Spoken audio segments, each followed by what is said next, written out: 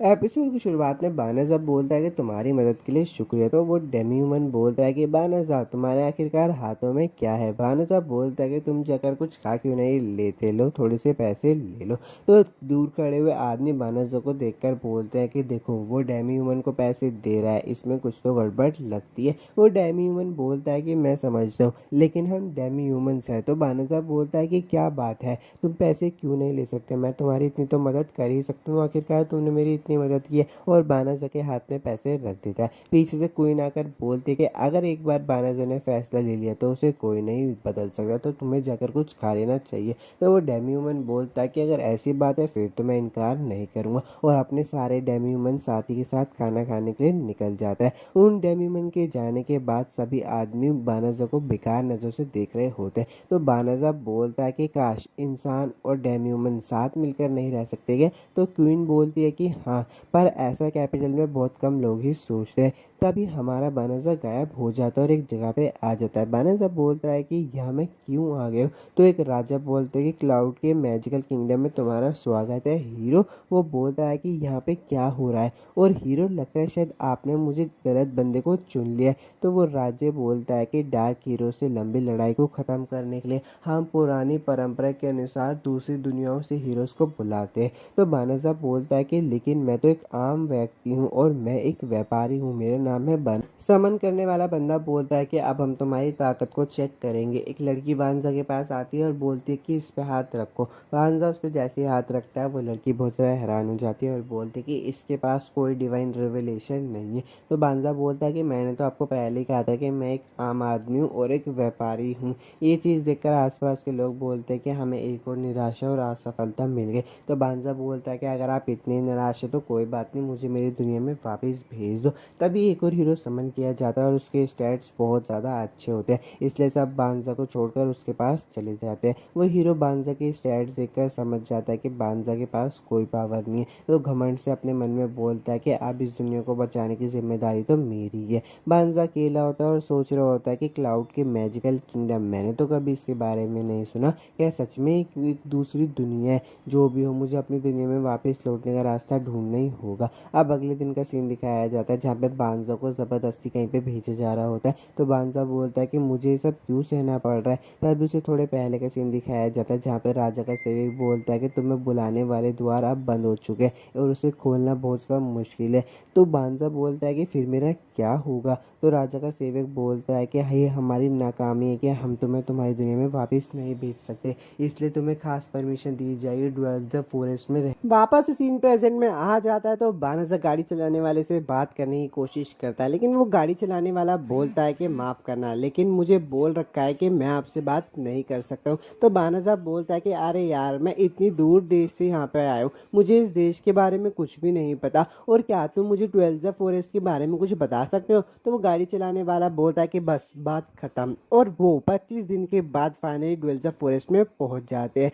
वो गाड़ी चलाने वाला बानाज़ा को कुछ देता है और बोलता है कि इसमें पैसे और वक्त बताने के लिए कुछ चीज़ें। बानाज़ा बोलता है कि तुम्हारा शुक्रिया। वो गाड़ी चलाने वाला जा ही रहा होता है, पर जाने से पहले बोलता है कि ध्यान से, हाल ही में यहाँ पे डार्क आर्मी दिखाई दी है, तो अगर तुम मरना नहीं चाहते तो जल्दी से जल्दी यहाँ से भाग जाओ। बानाज़ा से बोलता है कि तुम्हारा शुक्रिया मुझे यहाँ तक छोड़ने के लिए, और गाड़ी चलाने वाला वहाँ से चला जाता है। बानाज़ा बोलता है कि उसने बोल तो दिया कि मैं चला जाऊँ, लेकिन मुझे तो पता ही नहीं मैं जाऊँ कहाँ। वो अपने बैग में देखता है कि उसके बैग में एक तलवार होती है। वो अपनी तलवार को निकाल कर बोलता है कि वाह, ये तो एक बहुत अच्छा कचरा है। तभी उसके पास स्लाइम्स आ जाते हैं। बानाज़ा बोलता है कि वाह, स्लाइम्स इस दुनिया में है, लेकिन ये इतने खतरनाक नहीं है, इसलिए मुझ पर अटैक नहीं करेंगे। लेकिन वो स्लाइम्स उस पर अटैक कर देते हैं। बानाज़ा ने स्लाइम्स को भी मार देता है। बानाज़ा सारे स्लाइम्स को मार देता है, लेकिन उसकी तलवार टूट जाती है। तो बानाज़ा बोलता है कि अरे यार, ये तलवार भी टूट गई, लेकिन तभी उसका लेवल अप भी हो जाता है। लेवल अप होने के साथ उसके पास एक नोटिफिकेशन आती है जिसमें होता है कि अब आपका वॉइस कमांड खुल सक गया है, तो आप उसे खोलना चाहते हैं।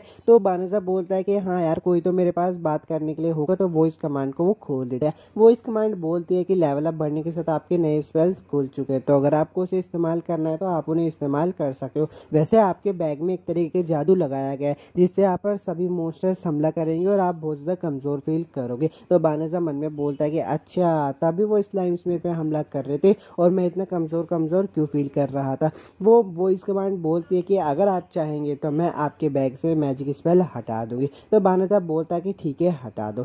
तो वॉइस कमांड उसके बैग से मैजिकल स्पेल्स को हरा देती है। बानाज़ा बोलता है कि अगर मैजिकल स्पेल्स को हटाना इतना ही आसान है तो इन्हें बनाने का मतलब ही क्या हुआ, इन्हें मेरे बैग पे रखा ही क्यों। बानाज़ा बोलता है कि छोड़ो यार, मुझे सब क्या सोचना, मुझे जंगल की तरफ जाना चाहिए क्योंकि रात भी होने वाली है। बानाज़ा जंगल की तरफ जा रहा होता है, तभी वॉइस कमांड बोलती है कि रुक जाइए, आपको जंगल में नहीं जाना चाहिए, वहाँ पे भारी मात्रा में मेलिशियम भरा हुआ है।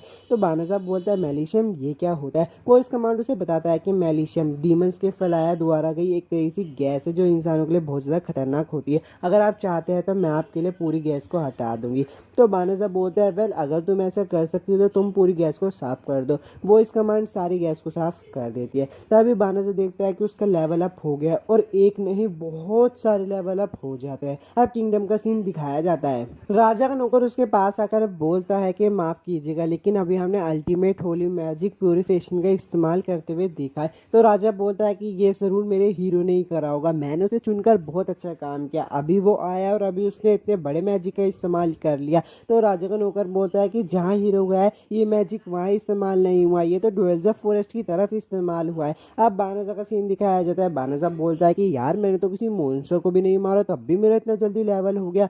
चलो छोड़ो, अब मेन बात यह है कि मुझे क्या करना चाहिए क्योंकि शहर में तो मैं जा नहीं सकता, तो फिर मैं करूँ तो करूँ क्या। तब उसे वॉइस कमांड बोलता है कि आप अपना रूप बदल सकते हैं। अब बानाज़ा अपना रूप बदल लेता है और बोलता है कि ये ठीक है, अब कोई भी बानाज़ा को नहीं पहचान पाएगा। वॉइस कमांड उसे बोलता है कि क्यों ना मैं आपको शहर तक टेलीपोर्ट कर दूं। तो बानाज़ा बोलता है कि अगर तुम ऐसा कर सकते हो तो हाँ, मुझे शहर में टेलीपोर्ट कर दो। टेलीपोर्टेशन से वो शहर में आ जाता है और वो बोलता है कि वाह यार, मैं तो सच में शहर में आ गया। बानाज़ा के दिमाग में एक आइडिया आता है और वो बोलता है कि मुझे मेरे ओरिजिनल वर्ल्ड में टेलीपोर्ट कर दो, लेकिन कोई रिस्पॉन्स नहीं आता। तो बानाज़ा समझ सकता है कि ये ऐसा काम नहीं करेगा। बानाज़ा बोलता है कि अब मुझे अगर यहाँ पे रहना ही है तो मुझे कोई काम ढूंढना पड़ेगा, इसलिए वो गिल्ड में चला जाता है। गिल्ड की लड़की बोलती है कि मैं आपका किस नाम से रजिस्टर करूँ। तो बानाज़ा बोलता है कि मेरा नाम आप फीलो से रजिस्टर करो और अब मैं इसे फीलो ही बुलाऊंगा। फीलो से उसका नाम रजिस्टर हो जाता है। तो फीलो अपनी जॉब ढूंढने के लिए जाता है और बोलता है कि यार मुझे कोई ऐसी जॉब ढूंढनी पड़ेगी जिससे मैं ज़्यादा पैसे कमा सकूँ। तभी वो देखता है कि एक छोटी बच्ची लोगों से मदद मांग रही होती है और बोलती है कि प्लीज़ मेरी मदद करो, क्या आप मुझे ड्वेल्जा फॉरेस्ट ले जा सकते हैं, मैं आपको ज़्यादा पैसे देने के लिए भी तैयार हूँ। लेकिन लोग बोलते हैं कि अभी ड्वेल्जा फॉरेस्ट में डार्क आर्मी दिखाई दी है, तो तुम किसी को कितने भी पैसे दे दो कोई भी वहाँ पे नहीं जाएगा। अभी कुछ दिन बाद राजा की फोर्स वहाँ पे भेजी जाएगी, तब तक का इंतजार करो। तो वो लड़की बोलती है कि मुझे कब तक का इंतजार करना पड़ेगा, मेरी फैमिली मेंबर उस फॉरेस्ट में फंसे हुए हैं और मैं उनकी मदद करना फील उस छोटी बच्ची के पास जाकर बोलता है कि अगर तुम्हें प्रॉब्लम ना हो तो मैं तुम्हें ड्वेल्जा फॉरेस्ट ले जा सकता हूँ। वो छोटी बच्ची बोलती है कि मेरे पास आपको देने के लिए ज़्यादा पैसे नहीं है। तो फीलो बोलता है कि कोई बात नहीं, मैं ड्वेल्जा फॉरेस्ट में ही रहता हूँ, मैं तुम्हें वहाँ पे टेलीपोर्टेशन मैजिक की मदद से ले जाऊँगा। ये बात सुनकर गिल्ड के सारे बंदे हैरान हो जाते हैं और बोलते हैं कि इस छोटे बच्चे के पास इतना मैजिक नहीं हो सकता, ये ज़रूर झूठ बोल रहा है। तभी बेली रोज़ा वहाँ पे आ जाती है और बोलती है कि इस लड़की से दूर हट जा। तो बानाज़ा मन में सोचता है कि यार यहाँ पे टेलीपोर्टेशन मैजिक इस्तेमाल करना कुछ ज़्यादा ही बड़े वाली हाई लेवल में ही कर सकते हैं क्या। तो बानाज़ा बोलता है कि क्या हुआ। बेली रोज़ा बोलती है कि तुम इतने स्किल तो नहीं लगते कि तुम इतना अल्टीमेट मैजिक इस्तेमाल कर सको, मुझे तो पक्का पता है कि तुम इस लड़की को किडनैप करने वाले हो। तो बानाज़ा बोलता है कि नहीं ऐसी बात नहीं है, मेरा नाम फीलो है और मैं एक एडवेंचरर हूँ, चाहे तो तुम मेरे साथ चल सकते हो। अब वो सब लोग कोने में आ जाते हैं। तो बेली रोज़ा बोलती है अगर तुमने कोई भी हरकत की तो मैं तुम्हें मार दूंगी। तो बानाज़ा बोलता है कि ठीक है, मैं अपने मैजिक का इस्तेमाल करके आप सबको वहाँ पे ले जा। फीलो सबको ड्वेल्जा फॉरेस्ट पर लेकर आ जाता है। बेली रोज़ा और उसके साथी ये देखकर कंफर्म कर लेते हैं कि हाँ ये ड्वेल्जा फॉरेस्ट है, इसलिए वो फीलो से माफ़ी भी मांग लेते हैं। वो छोटी बच्ची बोलती है कि यहाँ पे क्या हुआ। तो बानाज़ा बोलता है क्या बात है। वो छोटी बच्ची बोलती है कि ये जंगल तो मेल्शियम से भरा हुआ था ना, तो वो अचानक से सारा गायब कैसा हो गया। तो बानाज़ा सच बताने वाला होता है लेकिन उसका वॉइस कमांड बोलता है कि रुक जाइए, एक डीमन को प्योरिफिकेशन मैजिक के बारे में बताना खतरनाक हो सकता है। तभी बेली रोज़ा फीलियो के आगे आ जाती है और बोलती है कि अभी हमें गिल्ड से मैसेज मिला है कि जिस बच्ची के हम साथ है वो एक डीमन है। बेली रोज़ा और उसके साथी अपने हथियार तैयार कर लेते हैं। वो छोटी बच्ची अपने असली रूप में आ जाती है और बोलती है कि तुम्हारी इतनी हिम्मत कैसे हुई मेरे को ऐसे बात करने की। वो छोटी बच्ची जैसे अपनी फोक्स वाले रूप में आती है तो उसके अंदर से मेल्शियम निकलने लगता है। जो बेली रोज़ और उसके साथियों पे असर कर रहा होता है। बानाज़ा बेली रोज़ के पास आकर बोलता है कि यहाँ पे क्या हो रहा है। वो डीमन देखकर हैरान हो जाती है और बोलती है कि वाह, यहाँ पे एक ऐसा जिसपे मेरे मेलिशियम का असर नहीं हो रहा, तुमसे लड़ने में मज़ा आएगा, और फीलो पे हमला कर देती है। फीलो बेली रोज़ और उसके साथियों को बचा रहा होता है, लेकिन उसे मुश्किल हो रही होती है, तो वो बोलता है कि मुझे नहीं टेलीपोर्ट करना देना चाहिए शहर में, फिर मैं अच्छे से लड़ाई कर पाऊंगा, और वो उन सबको टेलीपोर्ट कर देता है शहर में। बानाज़ा बोलता है कि अब हम लड़ाई कर सकते हैं। वो फोक्स बोलती है कि तुम खुद यहाँ पे क्यों रुक गए, तुमने खुद को क्यों नहीं भेजा, क्या तुम मेरा खाना बनना चाहते हो? तो बानाज़ा मन में बोलता है कि मुझे नहीं पता मुझे यहाँ पे क्यों बुलाया गया है, लेकिन मुझे एक बात पता है कि मैं आज यहाँ पे नहीं मरने वाला, मैं अपने सारे जादू का इस्तेमाल कर लूँगा। और एपिसोड 1 यहीं पे ख़त्म हो जाता है। अगर आपको एपिसोड 2 देखना है तो यार वीडियो को लाइक और सब्सक्राइब कर लेना चैनल को। मिलूंगा आपसे नेक्स्ट एनिमे एक्सप्लेनेशन। एपिसोड की शुरुआत वहीं से होती है जहाँ पे फीलो उस फोक्स लड़की से लड़ रहा होता है। फीलो बोलता है कि मैं आज तो मरने नहीं वाला हूँ, मैं अपने सारे मैजिक का इस्तेमाल कर देता हूँ। और वो फोक्स पे अपने सारे मैजिक का इस्तेमाल कर देता है, जिससे फोक्स हिल नहीं पा रही होती। फोक्स बहुत हैरान हो जाती है। फीलो बोलता है कि मुझे उसको कैसे न कैसे करके रोकना होगा, क्या तुम्हारे पास कोई मैजिक है? उसका वॉइस कमांड बोलता है कि हाँ, मेरे पास एक मैजिक है, सब्जुएशन मैजिक तुम इस्तेमाल कर सकते हो। फीलो बोलता है सब्जुएशन मैजिक क्या है? उसका वॉइस कमांड बोलता है कि ये आपके टारगेट को बंदी बना देगा, फिर आप इसको कैसे भी कंट्रोल कर सकते हो। फीलो बोलता है कि नहीं, मैं इस मैजिक का इस्तेमाल नहीं करूँगा, उस दुनिया की गंदगी मैं इस दुनिया में नहीं लेकर आऊँगा। वो फोक्स अपने मैजिक का इस्तेमाल करके बाहर निकलने की कोशिश कर रही होती है फीलो की डिफेंस से, लेकिन वो निकल ही नहीं पा रही होती, और अंत में वो अपनी सारी ताकत का इस्तेमाल कर देती है और बोलती है कि बस अब मैं हार मानती हूँ और मेरे अंदर लड़ने की हिम्मत नहीं बची, अब मुझे मार दो। फीलो अपना मैजिक वापस ले लेता है और बोल देता है कि मेरे को तुम्हारा मारने का मन नहीं है, मुझे तो शुरू से लड़ना पसंद नहीं है। तो वो फोक्स बोलते हैं कि मैं एक मॉन्स्टर हूँ, मैं इंसानों को मारती हूँ और तुम मुझे छोड़ने की बात कर रहे हो। तो फीलो बोलता है कि सच में मुझे फ़र्क नहीं पड़ता कौन इंसान है या फिर कौन मॉन्स्टर, जो मेरे सामने हार गया है मैं उसको नहीं मारूंगा। वो फोक्स बोलती है कि तुम बहुत ज़्यादा सीधे हो, और अपने इंसानी रूप में आ जाती है। फीलो देखता है कि उसने कपड़े नहीं पहन रखे, तो वो उसको ढक देता है और बोलता है कि बस तुम इंसानों को परेशान करना छोड़ दो, मैं तुम्हें जाने दूंगा। और बोलता है कि तुम्हें ऐसे नहीं रहने चाहिए, मैं अपने बैग में चेक करता हूँ, उसमें तुम्हारे लिए कुछ ना कुछ कपड़े होंगे। लेकिन तभी फेनरिस बेहोश हो जाती है। फीलो की वॉइस कमांड उसे बताती है कि उसने अपने मैजिक का बहुत ज़्यादा इस्तेमाल कर लिया है, इसलिए वो थककर सो गई है। फेनरिस को होश आ जाता है और वो बोलती है कि मुझे तो लगा था कि इंसान बहुत ज़्यादा कमज़ोर होता है। वो देखती है कि उसका मैजिक भी पूरी तरीके से ठीक हो चुका है। फेनरिस बाहर जाती है, फीलो से बोलता है कि अब तुम कैसी हो? फेनरिस बोलती है कि मैं ठीक हूँ, क्या तुमने मुझ पर हीलिंग मैजिक का इस्तेमाल किया था? फीलो बोलता है कि हाँ। फेनरिस फीलो के पास जाकर बोलती है कि मैं फेनरिस अब से किसी भी इंसान के साथ नहीं लड़ूंगी, और तुम्हारे पास इतनी ज़्यादा ताकत है तो आज से मैं तुम्हें अपना मास्टर मानती हूँ। फीलो बोलता है कि रुको, तुम्हें मुझे मास्टर बोलने की कोई भी ज़रूरत नहीं है। फेनरिस बोलती है कि प्लीज़ मैं तुम्हारा सामान उठा लूँगी, मैं तुम्हारे लिए कुछ भी करने के लिए तैयार हूँ, लेकिन मुझे अपने साथ रहने दो। तो फीलो बोलता है कि मैं अपना सामान खुद उठा सकता हूँ, तुम्हें परेशान होने की कोई ज़रूरत नहीं है। फेनरिस बोलते हैं कि अच्छा तो ठीक है, अगर आप ही मुझे अपने साथ नहीं रखना चाहते तो मेरे इस दुनिया में जीने का कोई फ़ायदा नहीं है, और अपना गला काटने वाली होती है। फीलो बोलता है कि अच्छा ठीक है, तुम मेरे साथ आ सकती हो। फेनरिस बहुत ज़्यादा खुश हो जाती है। अब फीलो उसे अपनी सच्चाई बताता है। फीलो बोलता है कि मैं इस दुनिया से नहीं आया हूँ, मैं तो किसी और ही दुनिया से आया हूँ। वो तो मुझे यहाँ पर हीरो के तौर पर बुलाया गया था, लेकिन मेरे अंदर कोई ताकत ही नहीं थी और वो लोग मुझे वापस नहीं भेज पाए,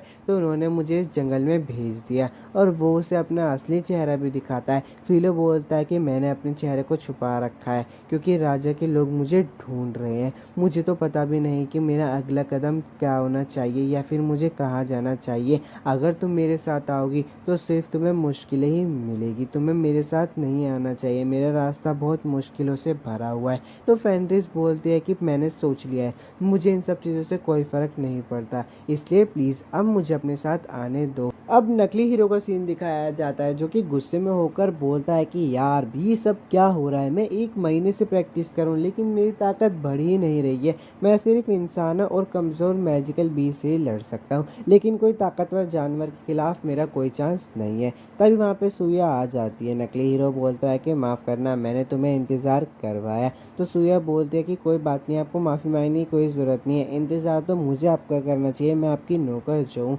नकली हीरो बोलता है कि चलो सूर्या, मैं तुम्हें पूरा महल घुमाता हूँ। सूर्या बोलती है कि ठीक है। फ़िलो को वापस से सीन दिखाया जाता है। फ़िलो बोलता है कि देखो, अब हमें रहना इसी दुनिया में, तो मैं सोच रहा था कि मुझे कुछ पैसे कमाने चाहिए, हमें गिल्ड में जाकर कुछ काम ढूंढ लेना चाहिए। फेंरिस बोलती है कि ठीक है, मैं आपके साथ चलूँगी मास्टर। फ़िलो बोलता है कि तुम मुझे मास्टर मत कहो, मास्टर को सुनने में थोड़ा अजीब लगता है, तुम मुझे मेरे नाम से बुलाओ। तभी फेंरिस उसका नाम लेने वाली होती है। उसे एक दुकानदार बुला लेता है और बोलता है कि मिसिस, मेरे पास आपके लिए ताज़ी सब्जी है। फेंरिस बोलती है कि मिसिस, इसका मतलब क्या होता है? फ़िलो बोलता है कि लगता है शायद उसने हमें शादीशुदा समझ लिया होगा, हमें ऐसे ही रहना चाहिए, इससे हमें कोई भी पहचान नहीं पाएगा। तो फेंरिस बोलती है कि ठीक है, मैं आपकी पत्नी बनने के लिए तैयार हूँ, मुझे तो विश्वास नहीं हो रहा कि मैं इतने ताकतवर पति की बीवी बनने वाली हूँ। तो फ़िलो बोलता है कि यार, हम सिर्फ नाटक ही कर रहे हैं। फेंरिस बोलती है कि मुझे कोई फ़र्क नहीं पड़ता, अब चलो काम ढूंढने। वो दोनों गिल्ड में चले जाते हैं। गिल्ड में लड़की बोलती है कि बताओ, मैं आपका किस नाम से रजिस्टर करूँ? फेंरिस बोलती है कि तो ध्यान से सुनो, मेरा नाम है फेंरी। तभी फ़िलो बोलता है कि इसका नाम है रीस। फेंरिस बोलती है कि माफ़ कर देना, अभी मैं भूल ही गई थी कि मुझे अपने असली नाम का इस्तेमाल नहीं करना है। तो फ़िलो बोलता है कि कोई बात नहीं, चिंता मत करो, तुम्हें कोई भी नहीं पहचानेगा, तुम अब से इंसानों की तरह रहोगी, तो धीरे धीरे इसमें आदत डालो। वो दोनों बात कर ही रहे होते हैं, तभी गिल्ड के लोग बोलते हैं कि एक इमरजेंसी आ गई है, बहुत सारे साइको बियर्स महल की तरफ हमला कर रहे हैं, जो भी उन साइको बियर्स को हराएगा उन्हें बहुत अच्छा इनाम मिलेगा। इसमें कोई भी भाग ले सकता है, चाहे वो छोटी रैंक का हो या बड़ी रैंक का हो। लेकिन सब लोग बहुत ज़्यादा डर रहे होते हैं, क्योंकि उन साइको बियर्स को हीरो भी नहीं हरा पाया था। ये मैं नकली वाले की बात कर रहा हूँ। फेंरिस बोलती है कि चलो फ़िलियो सर, हमें उन्हें जाके हरा देना चाहिए। फ़िलियो बोलता है कि नहीं नहीं, उसे तो नकली हीरो भी नहीं हरा पाया, तो मैं कैसे हराऊंगा, मैं इतना ताकतवर थोड़ी ना हूँ। फेंरिस बोलती है कि ठीक है, तो मैं उससे जाकर अकेले ही हरा देती हूँ, अगर मैं जीत गई तो समझ जाना कि तुम बहुत ज़्यादा ताकतवर हो। अब वो दोनों जंगल में आ जाते हैं उन साइको बियर्स को मारने के लिए। तभी उन्हें किसी के चिल्लाने की आवाज़ आती है। वो लोग देखते हैं कि वहाँ पे वही सारे सैनिक होते हैं जिन्हें पहले फोक्स के हमले में बचाया होता है फ़िलियो ने। फ़िलियो जल्दी से जाता है और उन सारे साइको बियर्स को वहाँ से भगा देता है। बेलिरोसा फ़िलियो के पास आकर बोलती है कि आपने हमें फिर से बचा लिया। फ़िलियो बोलता है कि तुम ठीक तो हो ना? बेलिरोसा बोलती है कि हाँ, मैं ठीक हूँ, हमें तो आपकी चिंता हो रही थी कि आप उस मॉन्स्टर से कैसे बचे होंगे। तभी बेलिरोसा देखती है कि वहाँ पे एक लड़की होती है। वो फ़िलियो से पूछती है कि ये लड़की कौन है? फ़िलियो बोलता है कि ये मेरे साथ सफ़र कर रही है, इसका नाम है रीस। ये सुन के फेंरिस का दिल टूट जाता है और वह बोलती है कि डार्लिंग, तुम मुझे अपनी बीवी के रूप में इंट्रोड्यूस क्यों नहीं कर दे? और इसी से फेंरिस बहुत ज़्यादा परेशान हो जाती है। तभी उसको पीछे से एक साइको बियर अटैक करने वाला होता है, लेकिन वो फेंरिस की नज़र से ही डर जाता है और बेहोश हो जाता है। फ़िलियो बोलता है कि देख लो भाई, इसे पता चल गया कि ये तुमसे नहीं जीत सकता। फेंरिस बोलता है कि क्या इसने हार मान ली है? तो फ़िलियो बोलता है कि हाँ, शायद ही तुम्हारे साथ रहना चाहता। फ़िलियो बोलता है कि फिर भी हम इसे ऐसे ही नहीं छोड़ सकते। फेंरिस बोलते हैं कि ठीक है, फिर हम इसे अपना पेट बना लेते हैं। फ़िलियो साइको बियर को एक फॉक्स में ट्रांसफॉर्म कर देता है। बेलिरोसा सब देख रही होती है और मन में बोलती है कि पहले तो इन्होंने साइको बियर्स के ग्रुप को हरा दिया और अब उन्हीं में से एक को टेम भी कर लिया, आखिरकार ये लोग है कौन? बेलिरोसा फ़िलियो के पास जाती है और बोलती है कि मेरी आपसे एक रिक्वेस्ट है। अब वो दोनों सब लोग बेलिरोसा के घर पे आ जाते हैं। बेलिरोसा बोलती है कि आपने हमारी 2 बार जान बचाई है, आपका बहुत बहुत शुक्रिया, मैं चाहती हूँ कि आप हमें लड़ाई करना सिखाएं। ये बात सुन के फ़िलियो मन में बोलता है कि मुझे तो खुद ठीक से नहीं पता कि मैजिक कैसे काम करता है, मैं तुम्हें कैसे लड़ाई करना सिखाऊं। ये बात सुन के फेंरिस को बहुत ज़्यादा गुस्सा आ जाता है। फ़िलियो देखता है कि फेंरिस को गुस्सा आ रहा है, इसलिए वो बोलता है कि मैंने तुम्हें पहले बोला था कि ये मेरे साथ मेरे सफ़र में साथ दे रही है, लेकिन असली बात तो है कि ये मेरी बीवी है। बेलिरोसा बहुत ज़्यादा हैरान हो जाती है और बोलते हैं कि सर फ़िलियो, क्या आप शादीशुदा है? तो फ़िलियो बोलता है कि हाँ। फेंरिस से गुस्सा शांत हो जाता है और वो बोलते हैं कि डार्लिंग, क्यों ना तुम मैंने लड़ाई करना सिखाना चाहिए, ये एक अच्छी बात है, तुम्हारी इससे प्रैक्टिस भी हो जाएगी। फ़िलियो बोलता है कि ठीक है, देखो मुझे पता नहीं है कि किसी को कैसे सिखाया जाता है, लेकिन मैं अपनी पूरी कोशिश करूँगा। बेलिरोसा और उसकी टीम फ़िलियो को थैंक यू बोलती है। अब डीमन लॉर्ड का सीन दिखाया जाता है। उसकी नौकर बोलती है कि हमें एक रिपोर्ट मिली है कि जो हमारा डीमन जंगल था उसमें प्योरीफिकेशन मैजिक का इस्तेमाल किया गया है। डीमन ह्यूमन लॉर्ड बोलता है कि एक इंसान ऐसा कैसे कर सकता है, एक इंसान इतना ताकतवर होगा कि वो डीमन को मिटाने की शक्ति रखता है। उस इंसान को ढूंढो और मेरे पास पकड़ कर लाओ किसी भी कीमत पे। और यार एपिसोड 2 भी यहाँ पे ख़त्म हो गया है। वीडियो अच्छी लगी हो तो लाइक और सब्सक्राइब कर देना। मिलूंगा आपसे नेक्स्ट एनीमे एपिसोड की शुरुआत में फेनरिस बोलते हैं गुड मॉर्निंग डार्लिंग, और फिलो उसको देखकर बहुत ज़्यादा हैरान हो जाता है। वो बोलता है कि तुम यहाँ पे क्या कर रही हो। फेनरिस बोलती है कि मैं यहाँ पे क्या कर रही हूँ, उससे आपका क्या मतलब है, हम दोनों शादीशुदा है, मैं यहाँ पर नहीं होंगी तो और कहाँ पर होंगी। फिलो बोलता है कि ओह हाँ अच्छा, और मन में बोलता है कि हमें पूरी जिंदगी एक कमरे में सोना पड़ेगा क्या। तभी फेनरिस बोलती है कि चलो डार्लिंग अब आपके कपड़े बदलने का समय आ गया है, मैं आपकी मदद कर देती हूँ। फिलो बोलता है कि नहीं नहीं मैं खुद कर लूँगा। फेनरिस बोलती है कि चलो यार अब शर्माओ भी मत, और वो उसकी शर्ट उतार देती है। तभी कमरे में बेलिरोसा आ जाती है और बोलती है कि सर फिलियो आज की ट्रेनिंग के बारे में आपसे कुछ बात करना चाहती हूँ, लेकिन उन दोनों को वैसी पोजीशन में देखकर माफ़ करना बोलकर वहाँ से चली जाती है। फिलो बोलता है कि मुझे लगता है कि उसको पूरी तरीके से गलतफहमी हो गई है।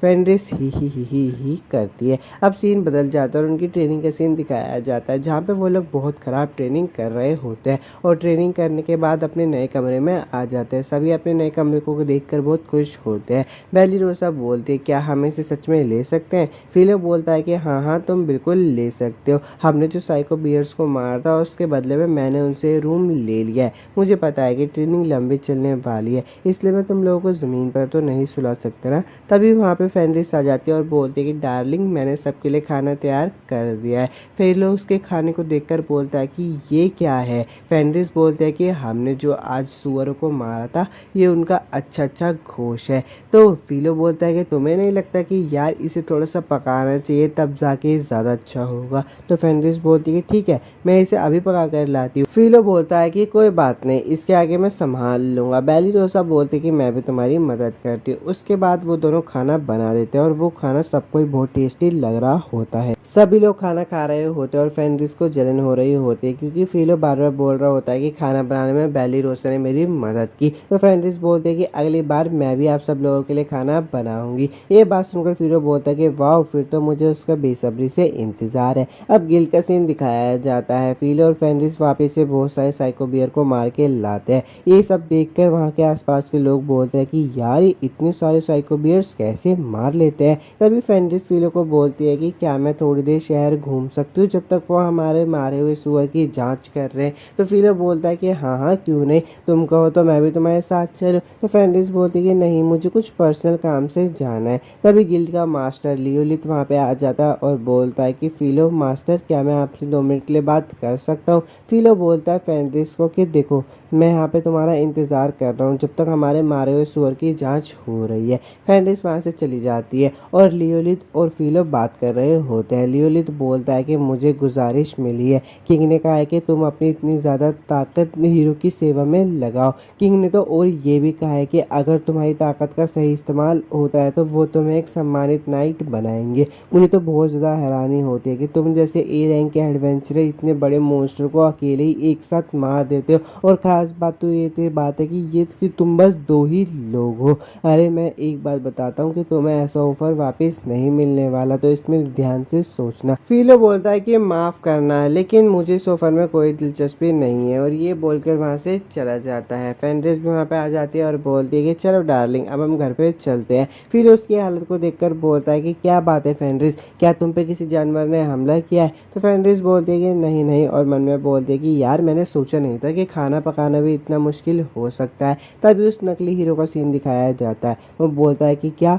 कोई इतने ज़्यादा ताकतवर भी एडवेंचरस गिल्ड में। तो सुया बोलती है कि सुनने में आया है कि वो एक और एडवेंचरर है जो मैजिक जानवरों को मार रहे हैं। किंग ने उन लोगों से मदद मांगी है, जैसे ही उन लोगों से मदद मिल जाएगी तो वो डार्क वन के खिलाफ लड़ाई शुरू कर देंगे। वो तो इस बात को सोचकर ही बहुत ज़्यादा उत्साहित हो गए थे। नकली हीरो बोलता है कि वाह ये तो अच्छी बात है, उन लोगों को तुरंत यहीं पे लेके आओ, मैं उनको अपने साथ काम करवाऊंगा। अब 1 महीने के बाद का सीन दिखाया जाता है जहाँ पर फिलो सैनिकों को बोल रहा होता है कि आप कितनी भी बार आइए मेरा जवाब एक ही रहेगा, मैं आपके साथ नहीं जाना चाहता हूँ, तो प्लीज़ घर पे जाइए। सैनिक भी अपने घर पे चले जाते हैं। फेनरिस बोलते हैं कि वो पिछले महीने भी कितनी बार आए थे, पता नहीं वो हार क्यों नहीं मानते। डार्लिंग आपको तो मैं उन्हें धमकी दे दूँ कि तुम दोबारा मत आना, तो फिलो बोलता है कि नहीं रहने दो, तुम्हें भी पता है कि वो अपना काम कर रहे हैं, चलो हम ग्रुप ट्रेनिंग में शामिल होते हैं। वो लोग ग्रुप ट्रेनिंग करवा रहे होते हैं, तभी बेलिरोसा को एक छोटा सा स्नेक हमला कर देता है और वो बोलती है कि फिलियो सर मुझे बचाओ,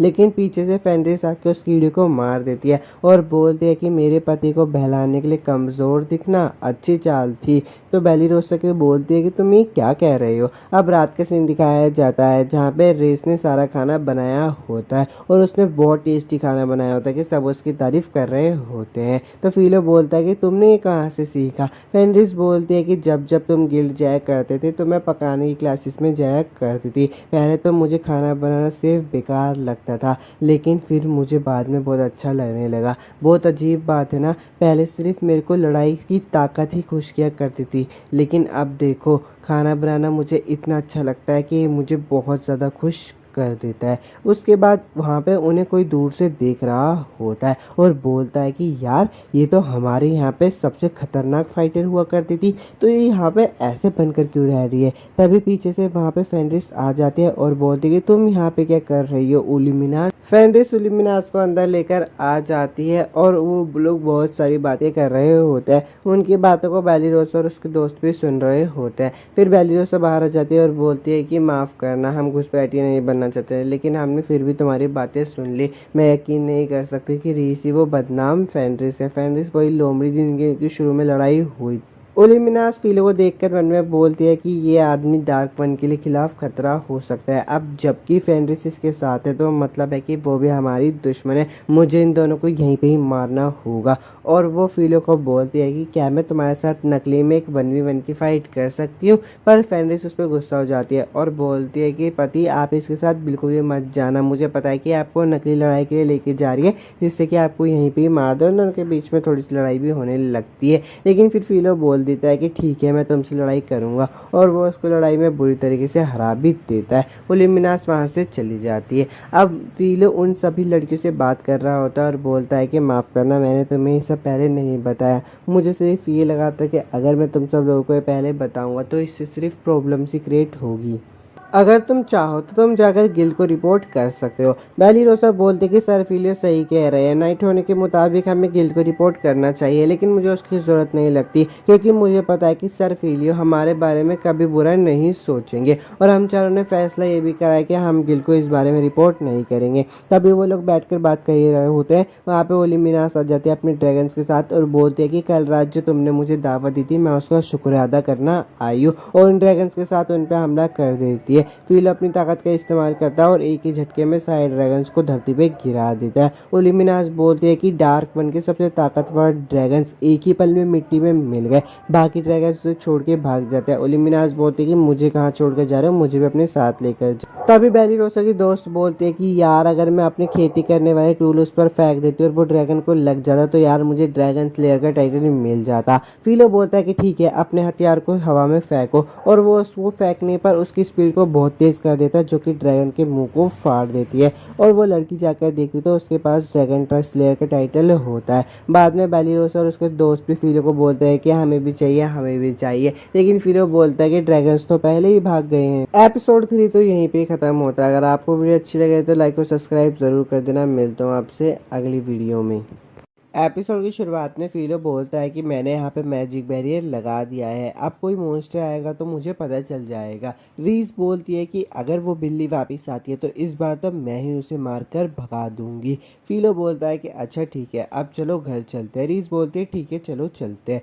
उसके बाद ब्लॉसम का सीन दिखाया जाता है जिससे बेलेनो पूछती है कि तुम अभी भी अपनी स्क्रीन देख रही हो। ब्लॉसम कहती है कि हाँ यार मुझे तो अभी भी यकीन नहीं हो रहा कि मेरे पास ड्रैगन स्लेयर का टाइटल है। तभी ये बात सुनकर बेलिरोसा वहाँ से जा रही होती है। बेलिरोसा से पूछती है कि तुम कहाँ जा रही हो। बेलिरोसा बोलती है कि आज के हिस्से के मैजिक बीस्ट को ढूंढने के लिए मैं जा रही हूँ। और थोड़ा आगे चलते तो हमें पता चलता है कि बेलिरोसा रो रही होती है और बोलती है कि मुझे वो टाइटल चाहिए था, वो हर एडवेंचरर का सपना होता है, अगर मैं उस टाइटल को पा लेती तो शायद मैं अपनी फैमिली की गिरी हुई रैंक को वापस बढ़ा सकती थी और फिर शायद वो हमारी फैमिली को दावत पे बुला सकते थे। तभी तभी उसके पास घोल आ जाता है और बोलता है कि माफ़ कीजिएगा, मैं यहाँ पे आया हूँ क्योंकि मैंने सुना है कि मेरी एक पुरानी दोस्त यहाँ रहती है।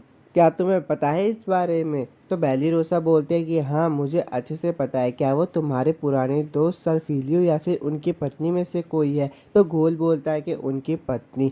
बेली रोसा बोलती है कि अच्छा, तो तुम डार्क आर्मी में से हो। वह अपनी तलवार निकाल लेती है और बोलती है कि एक औरत से तुम्हें क्या चाहिए जो डार्क आर्मी से अपने रिश्ते तोड़ चुकी है? तुम्हारे जवाब पर निर्भर करता है, वरना शायद हमें लड़ाई भी करनी पड़े। तो गोजल बोलता है कि अरे रुको रुको, मैं मानता हूँ कि मैं डार्क आर्मी में से हूँ, लेकिन आज मैं सिर्फ उसकी हालत देखने के लिए आया हूँ। मेरा कोई बुरा इरादा नहीं है। अच्छा ठीक है, चलो मैं चलता हूँ। जाने से पहले क्या तुम फेनरिस को मेरा एक मैसेज दे दोगी? बेलिरोसा बोलते कि हाँ दे दूंगी। गोजल बोलता है कि ठीक है, उससे पूछना कि क्या वो कभी चाय के साथ पुराने दिनों के बारे में बात करना पसंद करेगी, और वहाँ से जाने लगता है। जाने से पहले बेलिरोसा बोलती है कि एक बार मुझे अपना नाम तो बता दो। वो बोलता है कि गोजल। बेलिरोसा बोलती है कि मेरा नाम है बेलिरोसा। तभी वहाँ पे भागते हुए फिलो और रीस आ जाते हैं और पूछते हैं कि ओए बेलिरोसा, तुम्हें चोट तो नहीं लगी ना? तुम ठीक तो हो? बेलिरोसा बोलती है कि मैं बिल्कुल ठीक हूँ। यहाँ पे एक डार्क आर्मी का मेंबर आया था, उसने अपना नाम गोजल बताया। फेनरिस बोलते कि अगर उसे झूठे नाम इस्तेमाल करना था तो वो कोई अच्छा नाम इस्तेमाल नहीं कर सकता था। तो बेलिरोसा बोलते कि तुम्हारा मतलब क्या है? फिलो उसे बताता है कि हमने जो देखा उसे देखकर हम बहुत ज़्यादा हैरान रह गए। तुम किससे बात कर रही थी? और मेरी स्टेटस स्क्रीन पे उसका टाइटल डार्क वन के नाम से दिखा रहा था। ये बात सुनकर बेलिरोसा बोलती है कि तुम मजाक कर रहे हो ना? तो फेनरिस बोलते कि हम मजाक नहीं कर रहे हैं, हम सच बोल रहे हैं, और उसका असली नाम घोल है। अब तो बेलिरोसा पूरी तरह से डर चुकी थी और डरते डरते बोलती है कि मैंने डार्क वन के खिलाफ तलवार उठाई थी, वो तो मुझे पक्का मार देगा। अब कुछ दिनों बाद का सीन दिखाया जाता है जहाँ पे घोल फिर से उन दोनों से मिलने के लिए आता है। फेनरिस बोलती है क्या तुम यहाँ पे सच में आए हो? तो घोल बोलता है कि हाँ, बहुत दिनों बाद मिले फेनरिस। फिलो बोलता है कि मेरा नाम है फिलो, क्या आप ही गोजल हो? तो गोजल बोलता है कि हाँ, मैं ही गोजल हूँ। फिलो बोलता है कि प्लीज़ अंदर आइए। बहुत ज़्यादा हैरान होता है घोल अपने मन में, बोलता है कि ये मेरे सामने इतना शांत कैसे? अब सब हॉल में बैठे होते हैं। घोल बोलता है कि मुझे पता चला कि तुमने जंगल से मेरा सारा मैजिक ख़त्म कर दिया है। फेनरिस बोलती है कि तो क्या हुआ? क्या तुम हमसे बदला लेने के लिए आए हो? गोल बोलता है कि देखो, मैं सीधे मुंह बात करना पसंद करता हूँ। फिलो, क्या तुम डार्क आर्मी का हिस्सा बनना चाहोगे? फिलो बोलता है कि नहीं, मैं इनकार करता हूँ। डार्क वन बोलता है कि मैं तुम्हें पर्सनली बुलाने के लिए आया था, लेकिन मुझे पता है कि किंग क्लाइरोड को तुम्हारी ताकत की सबसे ज़्यादा ज़रूरत है। गोजल फिलो से पूछता है कि बताओ, तुम यहाँ पे छुपकर क्यों रहते हो? तुम राजा की सेवा क्यों नहीं करते हो? फिलो बोलता है कि मैं इतना ताकतवर नहीं हूँ जो इंसानों की मदद करूँ। मैं तो दूसरी दुनिया से आया हूँ और मुझे तो पता भी नहीं कि तुम लोग आपस में लड़ क्यों रहे हो। गोजल बोलता है कि तुम्हें किसी ने कुछ भी नहीं बताया। तभी फेनरिस बोलती है कि अरे, मेरे पति की लड़ने की इच्छा नहीं है, तो फिर हम इस बारे में बात क्यों कर रहे हैं? गोजल बोलता है कि सच्चाई बहुत कम लोगों को ही पता है। जो इंसान और डीमन है ना, उनकी लड़ाई पिछले 500 सालों से चलती आ रही है। पहले डार्क वन दूसरी दुनिया से यहाँ पर आकर इस दुनिया पर कब्जा करने की कोशिश की, और तभी से डीमन और इंसानों के बीच की लड़ाई शुरू हो गई। जैसे जैसे लड़ाई बढ़ती है वैसे वैसे लोगों के मन में नफरत बढ़ती जाती है। फिलो गोजल से पूछता है क्या तुम इस लड़ाई को रोकना चाहते हो? गोजल बोलता है कि अब इसे रोकना आसान नहीं होगा, लेकिन मैं एक डीमन किंग हूँ। मैं एक ऐसे इंसान को जो डीमंस के लिए खतरा है, उन्हें बिल्कुल भी इंसानों के हाथ में जाने नहीं दूंगा। फिलो, मेरी सलाह मान लो और मेरे साथ आकर मिल जाओ। फिलो बोलता है कि नहीं, आप मुझे जितना ज़्यादा ताकतवर समझ रहे हो, मैं उतना ज़्यादा ताकतवर नहीं हूँ, और वैसे भी ना मैं इंसानों की मदद करूँगा और ना ही मैं डीमन की। गोजल ज़ोर ज़ोर से हंसने लगता है और बोलता है कि यार, कितने ज़िद्दी हो। फिलो बोलता है कि तुम्हारा बहुत बहुत शुक्रिया, तुमने मुझे समझा। गोजल बोलता है कि चिंता मत करो, मैं हार नहीं मानूंगा, मैं फिर से यहाँ पे आऊँगा। और जाते हुए मन में सोचता है कि यार, ये बड़ी हैरान करने वाली बात है कि एक इंसान है जिसे मेरी मौजूदगी से बिल्कुल भी फ़र्क नहीं पड़ता है। अब अगले दिन का सीन दिखाया जाता है जहाँ पे बेली रोसा सोकर उठती है और किचन में आकर देखती है तो बहुत ज़्यादा हैरान हो जाती है, क्योंकि वहाँ पे गोजल बैठ खाना खा रहा होता है और बोलता है कि फेंट्रिस का हाथ का बना हुआ खाना बहुत ही स्वादिष्ट होता है। फेंट्रिस बोलते हैं कि ये वाला खाना खा के चुपचाप अपने घर पे चले जाना, ठीक है, क्योंकि मेरे पति अपना फैसला नहीं बदलेंगे। और क्या तुम्हें पता नहीं है कि जब हम दूसरों के घर पे जाते तो वहाँ पे हमें खाना खाने से बचना चाहिए? तो फिलो बोलता है कि कोई बात नहीं गोज़ल बेलिरोसा को बोलता है कि आओ तुम भी हमारे साथ बैठकर खाओ। बेलिरोसा बोलते हैं कि नहीं, मुझे अभी अपने कपड़े चेंज करने हैं, माफ़ करना। अब ऐसे ही रोज़ रोज़ गोज़ल बेलिरोसा से मिलने के लिए आता है, लेकिन बेलिरोसा कोई ना कोई बहाना मार के उससे बच जाती है। रोज़ रोज़ गोज़ल को फीलो के घर पे आते हुए देख एक सैनिक देख लेता है और राजा को जाके बोलता है कि एक डीमन रोज़ एक एडवेंचर के घर पे जाता है और हमारी रिपोर्ट से पता चला है कि उसका नाम है फीलो। ये बात सुनकर राजा को बहुत गुस्सा आ जाता है और वो बोलता है कि हमने उस फीलो को अपनी मदद के लिए बुलाया था, लेकिन उसने मना कर दिया और जाकर डार्क आर्मी के साथ जुड़ गया। मैं अपनी सेना वहाँ पे भेजूंगा। तभी राजा की बेटी बोलती है कि रुक जाइए पापा, अभी हमें पता नहीं है कि फीलो डार्क आर्मी के साथ जुड़ा है या फिर नहीं जुड़ा, लेकिन अगर हमने अपनी सेना भेजी और सर फीलियो को गुस्सा आ गया तो वो पक्का डार्क आर्मी के साथ जुड़ जाएंगे। हमें उनसे बात करने की ज़रूरत है। राजा बोलता है कि तुम तो चुप ही हो जाओ, क्या तुम्हारे इस फैसले से एक देश चल सकता है? तभी वहाँ पे नकली हीरो आ जाता है और बोलता है कि मुझे सेना दीजिए, अगर वो हमारी ऐसे बात नहीं मानेंगे तो हम उनसे अपनी बातें ज़बरदस्ती मनवाएंगे। डार्क वन का सीन दिखाया जाता है। इल्यूमिनास उससे पूछते हैं कि आप कहाँ जा रहे हो? डार्क वन बोलता है कि मैं उस आदमी के घर पे जा रहा हूँ। इल्यूमिनास बोलते हैं कि वहाँ पे अकेले जाना खतरनाक होगा। गोज़ल बोलता है कि खतरनाक? एक बात बताओ, अगर कोई ना कोई तरीका होगा उसे अपनी तरफ करने का तो मुझे जाना नहीं चाहिए।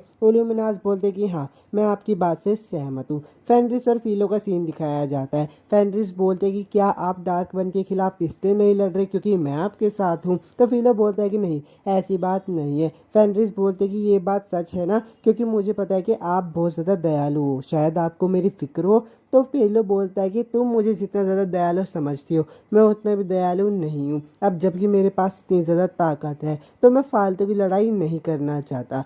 फेनरिस बोलते हैं कि इसी को ही तो दया कहते हैं और मेरे को आपकी इसी साइड से बहुत ज़्यादा प्यार भी है। तभी उनके दरवाजे पे कोई खटखट होती है। फेनरिस बोलते हैं कि ज़रूर वो गोज़ल ही आया होगा।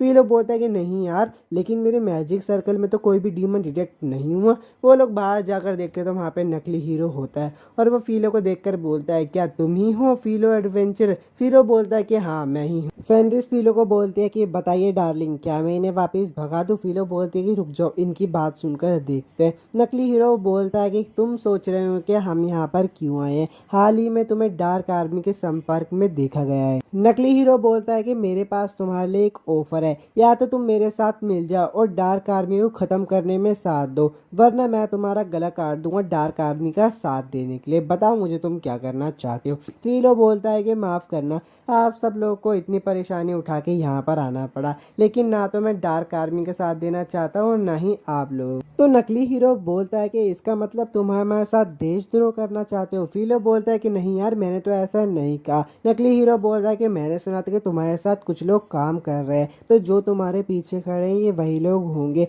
मुझे इन्हें गिरफ्तार कर लेना चाहिए गद्दारी के जुर्म में। मैं इन्हें छोड़ सकता हूँ अगर तुम हमारे साथ काम करो तो। फीलो बोलता है कि लगता है शायद मेरे पास और कोई रास्ता नहीं बचा।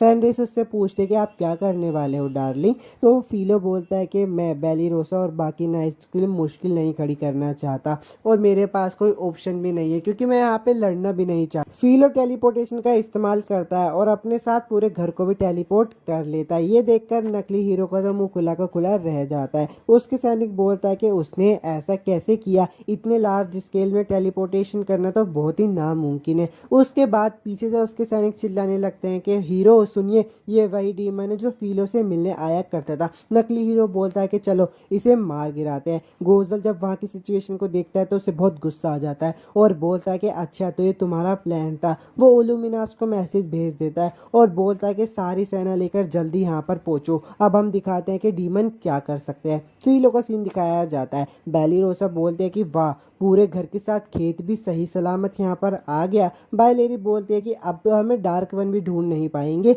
बेलिरोसा बोलते हैं कि हाँ, अब शांति मिलेगी। और एपिसोड 4 यहीं पे ख़त्म हो जाता है। अगर आप लोगों की वीडियो अच्छी लगी हो तो यार लाइक और सब्सक्राइब ज़रूर कर देना। मिलता हूँ आपसे नेक्स्ट वीडियो में।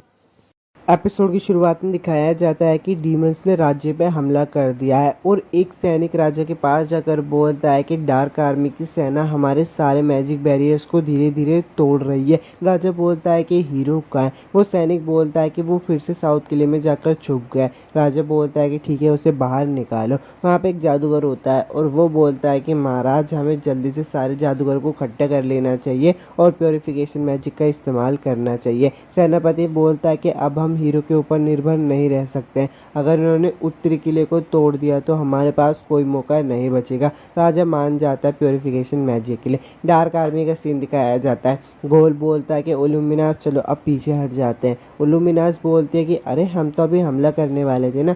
गोल बोलता है कि वो लोग प्योरिफिकेशन मैजिक का इस्तेमाल करने वाले हैं और मैं नहीं चाहता कि मेरा कोई भी साथी इसमें फंसे। इल्यूमिनास बोलते हैं ठीक है मैं समझ गई। अब फिलो का सीन दिखाया जाता है जो कि बोलता है कि मैं घर पे आ गया हूँ। फेंड्रिस बोलती है तुम्हारा घर में स्वागत है। फिलो उससे पूछता है क्या तुम मेरा यहाँ पे इंतजार कर रही थी। फेंड्रिस बोलते हैं नहीं, मैंने सोचा कि तुम्हारे घर आने का वक्त हो गया। क्या तुम खाना खाना चाहोगे, नहाना चाहोगे या फिर मुझे तैयार करना चाहोगे। तो फिलो बोलता है कि मैं खाना खाना चाहूँगा। फेंड्रिस बोलती है ठीक है मैं अभी तैयार कर देती हूँ। फिलो खाना खा रहा होता है। फेंड्रिस उससे पूछती है कि तुम्हारा सफ़र कैसा रहा, क्या तुमने अपने बिजनेस के लिए किसी साथी को ढूंढ लिया। तो फिलो बोलता है कि नहीं अभी नहीं यार, होप टाउन बहुत बड़ा है, वहाँ पे बहुत सारी दुकानें हैं, मैं तो बस वहाँ पे घूम ही रहा था। ब्लॉसम बोलती है कि मैं अपने खेतों की सब्जियों को शहर में बेचना चाहती हूँ क्योंकि हम यहाँ पे फ्री में तो नहीं रह सकते ना। फिलो बोलता है कि कोई बात नहीं, इसकी चिंता मत करो। बायलेरी बोलती है कि मैं घोड़े पालना चाहती हूँ, फिर मैं उन्हें रेंट पर दूंगी। फिलो बोलता है कि क्यों। ब्लॉसम उसे बताती है कि बायलेरी ने राजमहल में घोड़े संभालने का काम किया था, उसलिए इसको ये काम बहुत अच्छे से आता है। फिलो बोलता है कि ठीक है तो तुम घर की गोदाम का इस्तेमाल कर सकती हो। बायलेरी बोलते हैं कि मैं अपनी पूरी कोशिश करूँगी। बायलेरी और बलैनो दोनों ही बोलते हैं कि हम दोनों कुछ भी नहीं कर सकते, हमारे पास कमाने का कोई साधन नहीं है। फिलो बोलता है कि कोई बात नहीं, तुम अपनी तलवारबाजी और मैजिक पर ध्यान दो। राजा का सेनापति बोलता है कि हमने प्योरिफिकेशन मैजिक का इस्तेमाल कर लिया और इसका असर सिर्फ 3 महीने तक रहेगा। जब तक प्योरिफिकेशन मैजिक का इस्तेमाल रहेगा तब तक कोई भी डीमन हमारे आसपास नहीं आएगा। अभी के लिए हम कह सकते हैं कि हम सेफ है। प्रिंसेस बोलते कि प्योरिफिकेशन मैजिक करने के इस्तेमाल से हमारे बहुत सारे जादूगर घायल हो चुके हैं, उन्हें पूरी तरह से ठीक होने में 2 से 3 महीने तो लगेंगे और इन सब में मेरे पापा भी घायल हो गए हैं। जब तक मेरे पापा ठीक नहीं हो जाते क्लायरोट कानून के मुताबिक उनके फ़र्ज़ को मुझे निभाना होगा और ये मेरा पहला ऑर्डर है कि हीरो को उसकी हीरो वाली पोजीशन से हटा दिया जाता है। जब देश खतरे में था उसने कोई मदद नहीं की और वो जाकर अपने किले में छुप गया, यही उसकी सज़ा है। सेनापति बोलता है कि तो क्या हुआ, आप नए हीरो को समन करने वाली हो। प्रिंसेस बोलते कि नहीं अब हमारे पास जादूगर नहीं है। तो सेनापति बोलता है कि अब हमें क्या करना चाहिए। प्रिंसेस बोलती है कि चलो ओरेकल से मदद को लेते हैं। नकली हीरो का सीन दिखाया जाता है जो कि राज्य में आ रहा होता है लेकिन सैनिक उसे मना कर देता है। नकली हीरो बोलता है कि तुम्हें पता है ना राज्य के आदेश के अनुसार मैं एक हीरो हूँ, पर सैनिक कुछ नहीं बोलता और वहाँ से चला जाता है। तो नकली हीरो बोलता है कि ठीक है ना, जब तुम पे डार्क आर्मी पे हमला करेगी तो बुलाना मुझे मदद के लिए। फिलो फेंड्रिस से पूछता है क्या तुम सो गई। फेंड्रिस बोलती है कि नहीं मैं जाग रही हूँ डार्लिंग। फिलो बोलता है कि मैं तुम्हें बहुत समय से कहना चाहता था, तुम्हारा शुक्रिया, अगर तुम नहीं होती तो मैं कुछ भी नहीं कर पाता, ऐसी शांति भरी जिंदगी भी मेरे लिए बहुत मुश्किल होती। फेंड्रिस बोलती है कोई बात नहीं, मैं आपके लिए सब कुछ करूँगी। अब सुबह का सीन दिखाया जाता है जहाँ पर तीनों लड़कियाँ बोलती कि आज तुम दोनों डेट के लिए चले जाओ, घर का बाकी सारा काम हम देख लेंगे, चिंता मत करो। फेंड्रिस फिलो को बोलती है कि चलो डार्लिंग डेट पर चलते हैं। वो लोग डेट पर जाते हैं और बहुत मज़ा करके घर पर आ जाते हैं और फिर रात को सो भी जाते हैं। फिलो सो रहा होता है, फेंड्रिस उसके पास आकर सो जाती है। फिलो बोलता है कि लगता है शायद आज ही बहुत ज़्यादा थक गई होगी क्योंकि बहुत एक्साइटेड थी ना, और उसको दूर कर देता है लेकिन फेंड्रिस फिर से उसके पास आकर सो जाती है। फिलो बोलता है कि यार मैं ऐसे नहीं सो पाऊंगा। नकली हीरो का सीन दिखाया जाता है जो कि चोरी कर रहा होता है। तभी उसे एक आवाज़ आती है क्या तुम ताकतवर बनना चाहते हो। नकली हीरो बोलता है तुम्हारा क्या मतलब है। वो आवाज़ बोलती है कि फिर मेरे पास आओ। सुइया उससे पूछती है कि आप किससे बात कर रहे हो। नकली हीरो बोलता है कि क्या तुम्हें कोई आवाज़ नहीं आ रही। सुइया बोलती है कि नहीं मुझे कोई आवाज़ नहीं आ रही। नकली हीरो उस तलवार के पास जाकर खड़ा हो जाता है। वो आवाज़ उसे बोलती है कि चलो अब इस तलवार को निकालो, क्या हुआ तुम्हें डर लग रहा है। नकली हीरो बोलता है कि नहीं मुझे बिल्कुल भी डर नहीं लग रहा और उस तलवार को निकाल देता है। उस तलवार के निकलने के बाद वहाँ पे एक जिन आ जाती है और उससे पूछती है क्या तुमने ही मुझे आज़ाद किया है। नकली हीरो बोलता है कि हाँ मैंने ही तुम्हें आज़ाद किया है। वो जिन बोलती है ठीक है फिर मैं तुम्हें 3 इच्छाएं पूरी करने का वरदान देती हूँ, बताओ तुम्हारी इच्छाएं क्या है। वो नकली हीरो बोलता है कि सच में। प्रिंसेस का सीन दिखाया जाता है जो कि भविष्य देखने वाली दादी को बोलती है कि प्लीज़ हमारी मदद करिए, अभी हम बहुत ज़्यादा खतरे में हैं, कुछ आप फ्यूचर में देखकर बता सकते हो जो हमारी मदद कर सकता है। लेकिन तभी कुछ अचानक से अजीब होता है, वहाँ पे उन सब के गले में पट्टे आ जाते हैं और वो निकल नहीं रहे होते हैं। दादी अपना भविष्य देखना शुरू करती है और बोलती है कि तुम्हें यहाँ पे पहले वाले हीरो को ढूंढना होगा, उसे यहाँ पे पहले बुलाया गया था। तभी सब लोग आपस में बात करने लगते हैं कि मुझे लगता है कि वही एडवेंचरर होगा जो राजा के नीचे काम नहीं करना चाहता था।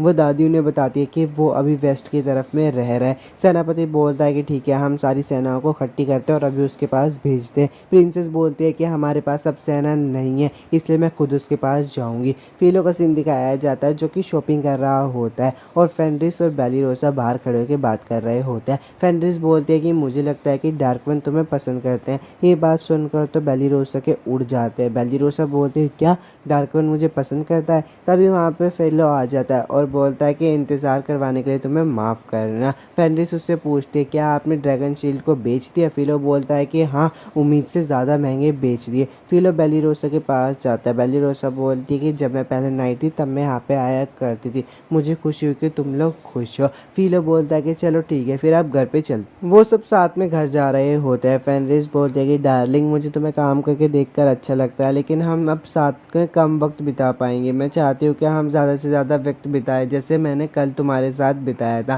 फिलो बोलता है कि ठीक है। तभी उसके पास एक नोटिफिकेशन आती है जो कि बोलती है कि तुम्हारे आसपास खतरा है। वो लोग पीछे मुड़कर देखते हैं तो उनके पीछे जिन खड़ी होती है। वो जिन फिलो से पूछते हैं क्या तुम्हारा नाम फिलो है। फिलो बोलता है कि हाँ, पर तुम्हें मुझसे क्या काम है। तभी थोड़े पहले का सीन दिखाया जाता है जहाँ पर नकली हीरो जिन को बोलता है कि मेरी पहली इच्छा है कि जाओ कि तुम फिलो नाम के बंदों को जाकर मार दो। जिन बोलती है कि मेरा काम है तुम्हें मारना और उस पर हमला करने वाली होती है। फेंड्रिस को पता चल जाता है कि फिलो की जान खतरे में, इसलिए वो उस जिन का हमला अपने ऊपर ले लेती है। वो जिन बोलती है कि अरे यार, मैंने अपना हमला मिस कर दिया। बेलिरोसा को बहुत गुस्सा हो जाता है और वो बोलती है कि तुम्हारी हिम्मत कैसे हुई, तुमने फेंड्रिस को चोट पहुंचाई। वो जिन उन पर बार बार हमला कर रही होती है।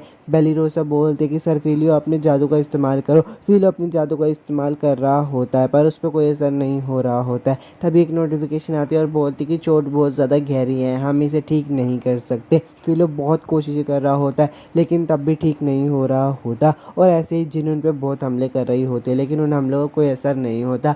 वो जिन बोलती है कि मुझे लगता है कि तुम पे आम हमले कोई असर नहीं करने वाले, तो ठीक है भाई, मुझे अपनी ताकत का असली इस्तेमाल करना ही होगा। तभी फिलो खड़ा हो जाता है और बोलता है कि मैं तुम्हें कभी माफ़ नहीं करूँगा, तुम ही ऐसी एक हो जिसे मैं कभी माफ़ नहीं करूँगा। और यार एपिसोड 5 यहीं पे ख़त्म हो गया। अगर आपको वीडियो अच्छी लगी तो चैनल को लाइक और सब्सक्राइब जरूर कर देना। एपिसोड की शुरुआत वहीं से होती है जहां पर फेंड्रिस मर जाती है। फिलो उसको बचाने की पूरी कोशिश करता है लेकिन वो बचा नहीं पाता। इसी वजह से उसको उस जिन पर बहुत गुस्सा आ रहा होता है और वो बोलता है कि मैं कसम खाता हूँ कि तुम यहीं पे ही मरोगी। लेकिन अनजाने वो टाइम को पीछे करने वाले मैजिक का इस्तेमाल कर देता है। वो जिन देखकर बहुत हैरान होती है और बोलती है कि एक आम इंसान टाइम को पीछे करने वाले मैजिक का कैसे इस्तेमाल कर सकता है। ये सोच ही रही होती है, इतने में फिलो उसके मुँह पे मुक्का मारता है। वो जिन बोलती है कि तुम्हारी हिम्मत कैसे हुई मुझे मारने की, तुम्हें पता है ना मैंने सभी को मैजिक सिखाया है। वो अपने डार्कनेस मैजिक का इस्तेमाल करती है खुद को बचाने के लिए, लेकिन फिलो उसको भी तोड़कर उस पर मुक्का मारना शुरू कर देता है। वो जिन बोलती है कि आखिरकार तुम हो कौन, लेकिन फिलो को तो बहुत गुस्सा चढ़ रहा होता है इसलिए उसको मारने ही लग रहा होता है। वो जिन उसके स्टैट्स देखकर बहुत ज्यादा हैरान हो जाते हैं क्योंकि उसके सारे स्टैट्स इन्फिनाइट होते हैं। फिलो उसकी पिटाई कर ही रहा होता है। इतने में फेंड्रिस को होश आ जाता है। बेलिरोसा उससे पूछते तुम कैसी हो। फेंड्रिस बोलती है कि मैं तो ठीक हूँ लेकिन मेरी चोट को क्या हुआ, वो सारे घाव गायब हो गए। बेलिरोसा बोलती है कि शायद ये सर फिलियो का मैजिक होगा। फेंड्रिस फिलियो को देखकर बहुत खुश हो जाती है और बोलती है कि देखो वो मेरे लिए कितना बेरहम हो गया है और उसके फिजिकल अटैक तो कितने लाजवाब है जो एक जिन को भी लग रहे हैं जिसे सब तरह का मैजिक आता है। तभी फेंड्रिस को याद आ जाता है कि फिलियो ने उससे कहा था कि वो किसी ऐसे को नहीं मारना चाहता जो उसके सामने पहले से ही हार गया हो। फिलियो ने जिन की बहुत बुरी हालत कर दी होती है। वो जिन उससे बोलती है कि प्लीज मुझे छोड़ दो। फिलियो बोलता है कि नहीं, तुमने रीस को मारा है और उसे पूरी तरह से मारने वाला होता है। इतने में पीछे से फेंड्रिस आ जाती है और बोलती है कि प्लीज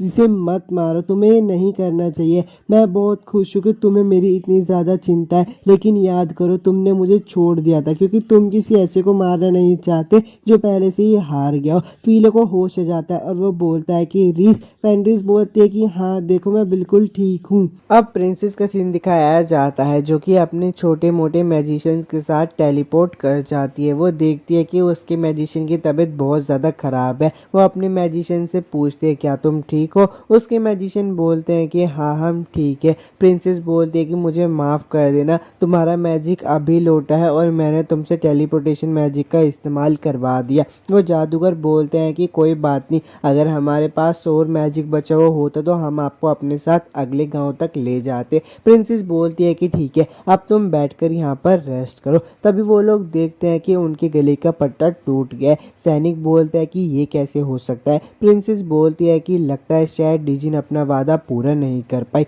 नकली हीरो का सीन दिखाया जाता है जहाँ पर सैनिक उनके पास आ गए होते हैं और बोलते हैं कि हमें पता है तुम अंदर हो, जल्दी से दरवाज़ा खोलो। सुइया बोलती है कि अब हमें क्या करना चाहिए हीरो, अगर हम पकड़े गए तो वो लोग हमें फांसी पर चढ़ा देंगे। नकली हीरो बोलता है कि वो डिजिन उसने मुझे धोखा दिया, वो अपना वादा पूरा नहीं कर पाई। तभी उसे एक आवाज़ आती है और वो आवाज़ बोलती है कि डिजिन अपना वादा पूरा नहीं कर पाई और वहीं से कुछ ब्लैक ब्लैक निकल के सुइया के अंदर आ जाता है। सुइया बोलती है कि 100 सालों के बाद ये मेरा पहला शरीर है, लेकिन मुझे कपड़े अच्छे नहीं लग रहे और अपने कपड़े बदल लेती है। नकली हीरो सुइया से पूछता है क्या तुम मैजिक का भी इस्तेमाल कर सकती हो। वो सुइया बोलती है कि अब मैं तुम्हें वो तकलीफ देने वाली हूँ जो उस डिजिन ने मुझे दी थी। अब नकली हीरो तुम्हें मिलने वाली है वो चीज़ जो तुम उस डिजिन से चाहते थे। तभी हम लोग देखते हैं कि नकली हीरो एक बड़े बीस्ट में बदल जाता है और उसके कंधे पे सुइया बैठी होती है। वो गेट्स को तोड़ के जेल से बाहर निकल जाता है। वो लोग बाहर आकर देखते हैं कि वहाँ पे एक टेलीपोर्टेशन चक्र का इस्तेमाल हुआ है। सुइया बोलती है कि प्रिंसेस मैं तुम्हें ऐसे भागने नहीं दूंगी जिसने मुझे सील किया था। फीलो का सीन दिखाया जाता है। उस डिजिन को होश आ जाता है और वो उठते बोलती है कि प्लीज़ मुझे माफ़ कर दो, लेकिन वो देखकर हैरान हो जाती है क्योंकि वो पूरी तरीके से ठीक हो जाती है। डिजिन बोलती है कि मैं ठीक कैसे हो गई। फीलो बोलता है कि सिर्फ इसलिए क्योंकि रीस को कुछ भी नहीं हुआ। फेरी रोसा वहाँ पर आती है और आकर फीलो से बोलती है कि अब इसका क्या करना चाहिए। फीलो बोलता है कि मुझे लगता है कि इसको वापस से महल के खजाने में बंद कर देना चाहिए। फीलो बोलता है कि मैं जानना चाहता था कि हम पे हमला किसने करवाया, इसलिए मैंने तुम्हारे दिमाग में झांका। वो डिजिन बोलती है कि मेमोरी प्रोजेक्शन मैजिक, तो अभी उन मैजिक का इस्तेमाल भी कर सकता है जिन्हें सिर्फ मैं ही कर सकती थी। फीलो बोलता है कि डिजिन है जो लोगों की विश को पूरा करती है, अगर हमने इसे महल में बंद कर दिया तो ये हादसा दोबारा भी हो सकता है। बाली रोसा बोलती है कि फिर हमें क्या करना चाहिए। फेनरिस बोलती है कि अरे ये तो बहुत ही आसान है और उस डिजिन का हाथ पकड़ के बोलती है आज से तुम मेरे पति की मेड हो। फीलो बोलता है कि क्या। फेनरिस बोलती है कि हाँ देखो हम इसे महल में वापस बंद नहीं कर सकते वरना ये हादसा दोबारा हो सकता है, अगर ये हमारे साथ रहेगी तो हम इसे आसानी से रोक सकते हैं। फीलो मना कर देता है लेकिन रीस उसे बहुत बार मनाती है जिसके बाद फीलो मान जाता है और उस डिजिन के पास जाकर बोलता है कि देखो अगर तुम मुझसे वादा करती हो कि तुम आज के बाद किसी की जान नहीं लोगी तो जो तुमने किया मैं उसके लिए तुम्हें माफ़ करने के लिए तैयार हूँ। वो डिजिन बोलती है कि ठीक है मैं आपसे वादा करती हूँ, आज से मेरी आत्मा और मेरी सारी शक्तियाँ सब आपकी है। फीलो खुश हो जाता है और चारों तरफ देखकर बोलता है कि अब हमें इस गांव को भी ठीक करना होगा। चलो मैं उस मैजिक का इस्तेमाल करता हूँ जिसे मैंने फेनरिस को हील करने में इस्तेमाल किया था। वो डिजिन बोलती है कि प्लीज़ आपने जो मैजिक को इस्तेमाल किया था उसे दोबारा इस्तेमाल मत कीजिएगा। टाइम मैनेजमेंट का मैजिक हमेशा हादसे की तरफ ले जाता है, इसलिए मैं आपसे रिक्वेस्ट करती हूँ कि आप उस मैजिक का दोबारा इस्तेमाल ना करें। फीलो बोलता है कि ठीक है मैं उस मैजिक का इस्तेमाल नहीं करूँगा, मैं रिपेयर मैजिक का इस्तेमाल कर लेता हूँ। फीलो उस डिजिन को अपने घर पे लेकर आ जाता है। वो डिजिन बोलती है कि मेरा नाम है हिया और मैं आज से यही रहूँगी, तुमसे मिलकर अच्छा लगा। बाकी की तीनों लड़कियां देखकर डर जाती है। फीलो बोलता है कि इसने मुझे बोला कि मेरे पास रहने की जगह नहीं है इसलिए मैं इसको यहाँ पर लेकर आ गया। ब्लॉसम बोलती है कि तुम तो ऐसे बोल रहे हो जैसे कि तुम्हें रास्ते में भटकी हुई बिल्ली मिली हो और तुम उसे घर पे ले आए हो। बैली रोसा वहाँ पे आ जाती है और बोलती है हिया तुम्हारा कमरा तैयार है। बायलेरी बेलीरोसा के पास जाकर बोलती है, क्या सच में इस डिजिन के साथ रहना सेफ है? बेलीरोसा बोलती है कि हाँ, जब तक सर फिलियो हमारे साथ है तब तक हमें कुछ नहीं होगा। आओ हिया, मैं तुम्हारे कमरे तक तुम्हें ले जाती हूँ। अब रात का सीन दिखाया जाता है। फिलियो कुछ सोच रहा होता है। बेलीरोसा उसके पास जाकर बोलती है कि क्या हुआ, कुछ प्रॉब्लम है क्या? फिलियो बोलता है कि नहीं, मैं बस कुछ सोच रहा था, और हाँ, आज सुबह के लिए मुझे माफ़ कर देना, लगता है शायद मैंने तुम्हें डरा दिया। बेलीरोसा बोलती है कि नहीं नहीं, ऐसे बिल्कुल भी बात नहीं है। फिलियो अपने कमरे में चला जाता है। रीस वहाँ पे बैठी होती है। फिलियो उससे पूछता है, क्या तुम ठीक हो? रीस बोलती है कि हाँ, मैं ठीक हूँ। फिलियो बोलता है कि तुम्हें देखकर लग तो नहीं रहा कि तुम ठीक हो। रीस फिलियो को बेड पर गिरा देती है और उस रीस बोलती है कि जब तुम्हारे पास ताकत आ जाओगी तो तुम अपनी दुनिया में वापस चले जाओगे। फिलियो बोलता है कि हाँ। रीस बोलती है कि प्लीज़ मुझे भी अपने साथ ले चलना, तुम जहाँ चाहोगे मैं तुम्हारे साथ वहाँ चलूँगी, पर बस मुझे अकेला मत छोड़ना। फिलियो बोलता है कि मैं कहीं नहीं जा रहा हूँ, मैंने तो यहाँ से जाने का कभी सोचा ही नहीं है, और जिस दुनिया से मैं आया हूँ वो बहुत ज़्यादा मुश्किल होगी तुम्हारे लिए। रीस, क्या तुम मुझसे सच में शादी करना चाहोगी? आज सुबह जब मैंने तुम्हें खो दिया था तब मुझे इतना ज़्यादा डर लगा था जितना मुझे आज तक ज़िंदगी में कभी नहीं लगा। रीस बोलती है कि हाँ, मैं तुमसे शादी करना चाहती हूँ। अब वो दोनों रोमांस कर रहे होते हैं और हिया उन्हें दूर से देख रही होती है। रीस को लगता है कि कोई उन्हें देख रहा है, इसलिए वो उठ जाती है और हिया से पूछती है कि तुम यहाँ पे कब से हो? हिया बोलती है कि जब तुम दोनों बेड पर बैठे थे। ही रीस पूछती है कि क्या तुमने सब कुछ सुन लिया? तो हिया बोलती है कि हाँ, मैंने सब कुछ का सुन लिया, क्योंकि ये तो मेरा काम है कि सब कुछ देखना। फिलियो बोलता है कि नहीं, अब तुम और ये काम नहीं करोगे, लोगों के प्राइवेट समय में तुम्हें झांकना मना है। और यार, एपिसोड 6 यहीं पे ख़त्म होता है। अगर आपको वीडियो अच्छी लगे तो चैनल को लाइक और सब्सक्राइब ज़रूर कर देना। मिलता हूँ आपसे नेक्स्ट एनिमे एक्सप्लेनेशन वीडियो में।